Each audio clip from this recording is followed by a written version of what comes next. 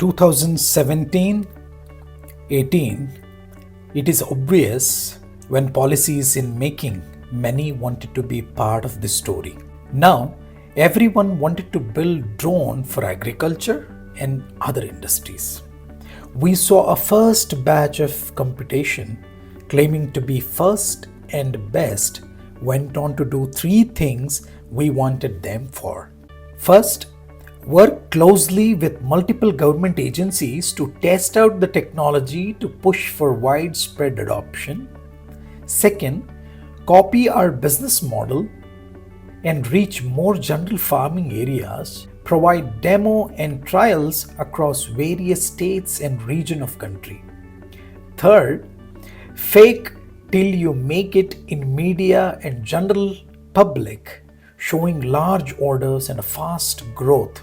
As we all know very well, honesty always had slower growth perspective in any business or any industry. 2020 COVID made most of us stand still. During this time, some of the newly joined agri-drone startups made astonishing publicity by spraying disinfectant across streets of cities. Even though technically disinfectant has to drench a surface, whereas drone spraying is not about drenching any surface at all. We pulled back and watched all the action. We became finalists in first National Startup Awards in 2020. Food and Agriculture Organization of United Nations did a case study on our journey, which was an international recognition for a small startup like us. By 2021, we completed most of the tests required for a model to be certified by QCI DGCA. However, we realized every other startup had similar design model to be certified with a different sticker or a color. It was a tough decision. By pulling a model certification off, we wanted to learn two things: precisely what happens when all of the certified models are similar, and how long it takes for 8 to 10 early certified startups to reach 1% of the market that of a tractor sale volume in India. Prior to 2012-14, during when we started this journey, 5 lakh tractors were sold annually, and we were sure it would take 10 years to reach 1% of that volume. That's around 5,000 units per year. Today, after 4 years of policy and promotion and adoption of agriculture drones in India, we see combined 10 agri-drone firms sold around 5,000 units, again combined in 4 years. Majority of the buyer is central government alone. Now, we see industry with two paths. One, certified, supplying to majorly for government agencies. Two, non-certified assemblers selling kits in rural market. Result? Most drones use the same kit, putting dependency on a single supplier.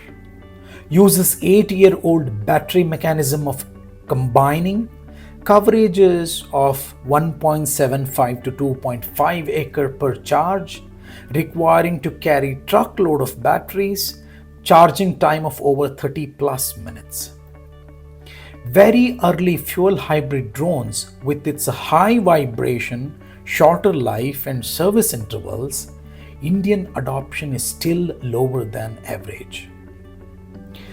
We were official participant of Dubai Expo in 2022 by Startup India, providing an opportunity for a small startup at a global stage. Now, country with a 1.4 billion people has agriculture workforce shortfall.